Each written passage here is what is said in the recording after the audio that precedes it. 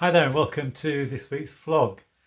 A couple of days ago our front doorbell rang and I went, opened the door, and there was, I noticed an Amazon van parked in the drive, and the delivery man handed me a parcel, and it was quite a reasonable sized parcel, and I thought, I have no idea what this is. I couldn't remember anything, ordering anything from Amazon.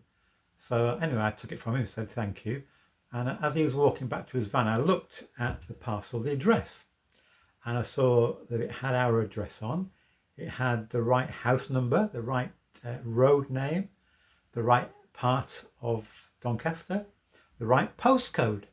So everything looked all right. And then I looked at the name which the parcel was addressed to, and it was a name that I did not recognise. And I realised that although it had our name and address right, it was a name that didn't, of a person who didn't actually live at our house. So I quickly ran out to the Amazon van and handed it back to the driver and said, "This is not for us. It's got the right address on, but it's not us. This name is not anybody who lives here." So at first he said, "Well, send it back to Amazon." And I thought, I have no idea how to do that. So anyway, he took it and went off.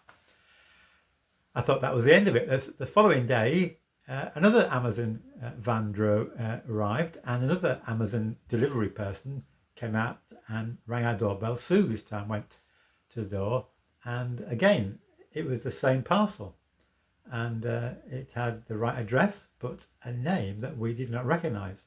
So she said, "That's not for us," and so he took it away. We haven't heard anything about it since, so I have no idea how this parcel came to us at our address, but it was a different name. Very strange. And that got me thinking about names in the Bible, because in the days of the Bible, when a name was given to a baby, that name often had a real significance. And in fact, it often was taken as the name describes, or it's related to the character of the person, or maybe their role or their situation, or where they came from. Lots of examples of that, and perhaps the most well known is Jesus himself. The name that the angel said to Mary, the child would be given, and the name Jesus means saviour or deliverer, and that expresses his ministry to be the saviour of the world, to give his life for the world. Another name given to Jesus is Emmanuel, which means God with us. Jesus came to show that God is not a remote, far away God who doesn't care, but a God who comes and draws near, a God who has a plan to rescue us from the power of sin, which separates us from him. But through Jesus we are reconciled and brought back. Other people, examples, we could think of many in the Bible. Simon, disciple of Jesus, when Simon responds to Jesus' question, "Who do you say I am?" he says, "You are the Christ, or the Messiah, the Son of the living God." And then Jesus says, "From now on, Simon, you're going to be called Peter," which means rock. And on this rock, in other words, the rock of that statement that Peter had made of who Jesus was, "I will build my church," says Jesus. So Peter is given a new name to express something of who he is and the faith that he has. And although he let Jesus down by denying him, it ultimately became a strong leader in the early church. Elijah, prophet Elijah in the Old Testament, his name means the Lord is my God. John, the Apostle John, God is gracious. So we can think of we can spend a long time, if we had the time, and you can look them up in the Bible. I mean, these days, a lot of the old names, like I'm called Stephen and my middle name is John, I don't know whether anybody's given those names in our country these days.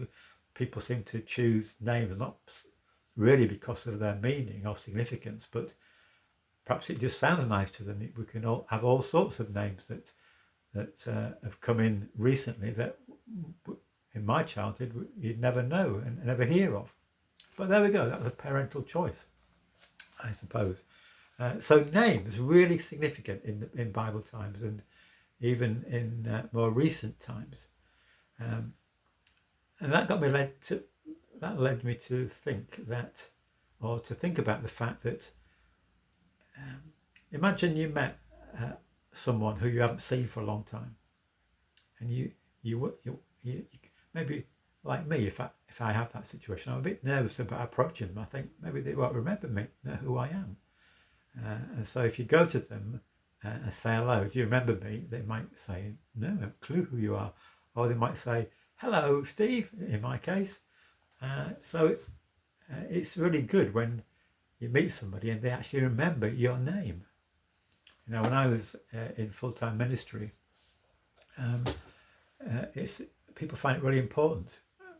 When many years ago, when we recently married, and had a couple of children looking for a new church. We were in Norwich, and we went to an event at the local Methodist church, and then we went back on the Sunday a few weeks later, and the minister who we'd met at the first event remembered not only our names, mine and Sue, but our children's names, and that was really, really important in a decision we made to begin attending that church. And so let me read you a passage from the book of the prophet Isaiah, because we might think, sometimes we might think God is very remote. Does he even know who I am? And this is a passage where God's people thinking maybe that God has forgotten them. The Lord has forsaken me. The Lord has forgotten me. But God's response is this: can a mother forget the baby at her breast and have no compassion on the child she has born? Though she may forget, I will not forget you. See, I have engraved you on the palms of my hands. Isn't that a wonderful image? God engraved our name on the palm of his hands. I don't think I've done this I don't think I've done this recently, but I used to a lot. If I had something I needed to remember, I'd write it on my hand, so I wouldn't forget.